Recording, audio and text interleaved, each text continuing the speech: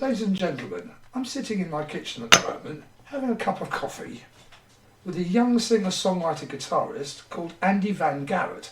Andy, welcome to my kitchen. Thank you very much. I feel very welcome to be here. Now, this is for you to sort of get out to the people exactly what you're all about and what you do. Okay, so what I'd like you to do is take me right back to early childhood. What made you decide? Who did you see, or who did you hear that made you think that's what I want to do? I think the first memory was I saw a young child prodigy playing the piano, and I thought I want to play the piano for a start. So I started that when I was 8 years old. But then you get a bit bored of that. So my mum told me, if you get to grade 4, we'll buy you a guitar. And that was basically my inspiration to play the guitar. And did you get to grade 4? I got to grade 4. And what did you get bought? I got bought a Kramer. Okay. It was a red glycery Kramer guitar which had a problem on the first fret, but it didn't matter. I just carried on practicing. But you didn't like it, I bet. I was so naive that I didn't realise there was a problem there to start off with. Not a bad first guitar though. He was very nice. I was very lucky. Yeah. So, your guitarist.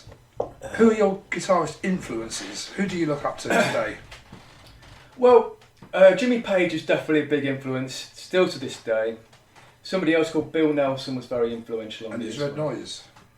And Bebop Deluxe as well. That was the main one. The album called Live in the Air Age. Mm-hmm. That's got some fantastic guitar playing on. But then I also got into other players like Larry Colton and Randy Rhoads was another one, and Joe Pass. Recently I've been looking at Niles Rodgers, so I like a big gamut of it, but it all stems from Jimmy Page, really, Okay. people like that. Okay, why Page?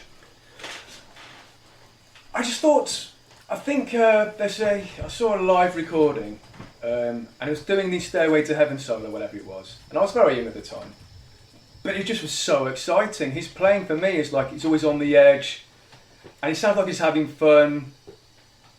It was just exciting, really. That's all what I can say. But also later on, you find out he can play delicately and do all the emotions. So, yeah, that's all I can say. I know, I agree. Because, well, you know me. You know I'm an avid guitar fan, and I play as well. Badly, but I do play.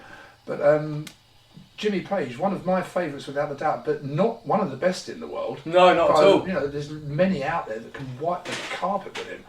But as he always said, it's about the fire and the passion. Not how fast you can whittle on the guitar.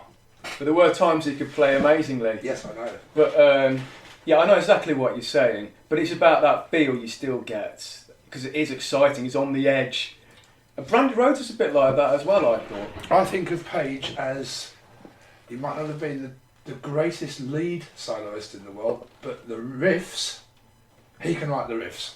Yeah, and people don't write riffs like that anymore. No, he's unparalleled. Well, Tony Iommi perhaps, but on the whole, he's unparalleled in that situation. Now, I take it because of Page, this is why you favour playing a Les Paul yourself. Yes, Okay. yes, definitely, yeah. Tell us what you got. Well, I'm not a rich man, but I've got a Epiphone, it's a traditional Pro. But it's done the job. I put some Seymour Duncans in it, and I've used it for 4 or 5 years, and I'm fairly happy with it, definitely. Now, how long have you been writing songs and trying to get them out to the public and be heard? Oh. I started writing songs when I was 14 years old, so it's been a while. It's been over 20 years. But that was, I took it more seriously when I was 18 or 19. And David Bowie was a very big influence, and Ray Davies in that respect, because they really were songwriters. I mean, Bowie had songs covered by other people, same thing with Ray Davies. So songwriting is definitely a different discipline to guitar playing. It's a completely different thing. Got to think about phrasing, lyrics, how a song is in the whole. So yeah, it's another frame of mind, shall we say, when you're songwriting. Okay, now Andy, I know you had a 10-year gap when you weren't recording. What were you doing in that time? Well, during that time, I was trying to before then I was signed to a band called Knife in New Jersey, and we're doing just a lot of straight-ahead rock. So I thought, we got dropped, so I thought let's try and expand and become a better musician. So I played lots of different styles of music and trying to earn my money as a gigging musician. So songwriting sort of went to the background, but I kept on writing. But that was my focus for 10 years. Then I decided to go back in the studio and record the songs I've been writing, basically. And you're writing a lot today. Yeah, so I've probably got about, I'd say over 1,000 on licensing sites now. But it could be a 30-second segment, But yeah, there's quite a lot on. So you're a classic musician. You've written so many songs, but you've not had any recognition for it yet. Well, you have, but not what you want. Well, there's been some recognition. Like I've had a song played on Top Gear. Recently, just found out one of the songs recorded was used for a PlayStation game, and something else used on a Nissan advert. So there's little bits here and there. It's little nice bits here and there which keep you going. But you want to get out there more. Now, people who don't know this, there's a record label out there that's very close to my heart because it's Led Zeppelin's record label, Atlantic. Now, Andy, you're signed to Atlantic. I was, yes. Tell us about that. Well, okay, so I went to university in Manchester, and after I graduated, I was teaching guitar in schools around the area. But also I thought I'm going to start writing songs, writing songs, and record songs. So I was recording these demos. They were like very basic, a bit like Big Black, what Steve Albini did in his first album, programmed drums. But it got the attention of something called Mushroom Records. And that eventually turned into Atlantic Records during the courting process. So we started sending them more songs and did some touring and showcasing. Yeah, and eventually after about a year, after this courting process, we got signed and Mushroom Records became Atlantic Records. But you're not with them anymore? No, unfortunately not. Do you have a record deal at the moment? I don't know. If you're listening out there... Oh, I think it's that people aren't using record labels much as anymore, are they? No, because you can do everything from home now, really. Yeah, you yeah, can do it exactly. yourself. Yeah. The thing is, record labels have a massive reach still, though. Yes, and they've also got the money, which is what every musician wants, really. Yeah, and they could put things on Radio 1 and stuff like that. Oh, another thing we had just recently, 2 weeks ago, we had one of the songs played on Tom Robinson show, which is BBC 6. That's a national play. So little things are creeping in, just about momentum and doing more recordings and keeping it going. And keeping it going. Yeah. And getting your name and your songs out there. Yeah, that's what we want. Yeah, definitely. Now, Andy, we're going to play a track from your upcoming album, yeah? Which one are you going to choose first? Let's choose a song called Approval Removal, which is exploring more the acoustic side of things. Okay.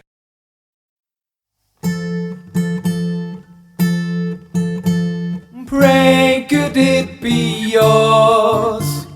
Open up the doors. Now it is your turn. On a mantle you could earn.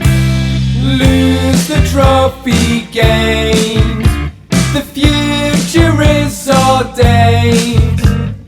Falling out your grip. Take away your eyes and slip.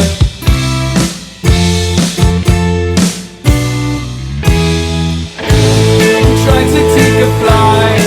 Try to find a better side. Going for a while. Search for right along the tide. Take away the pain. Don't be fooled again. Aim to find the calm. Moving forward just this song. Lose the trophy gained.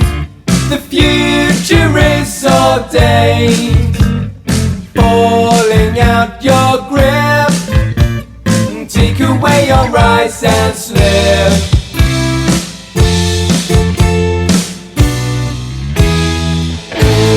Try to take a flight. Try to find a better side.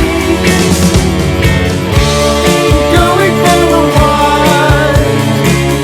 Search for right along the tide. Turn and walk away. Don't take a side. Search for right along the tide. Could it be yours? Open up the doors. Now it is your turn. On a mountain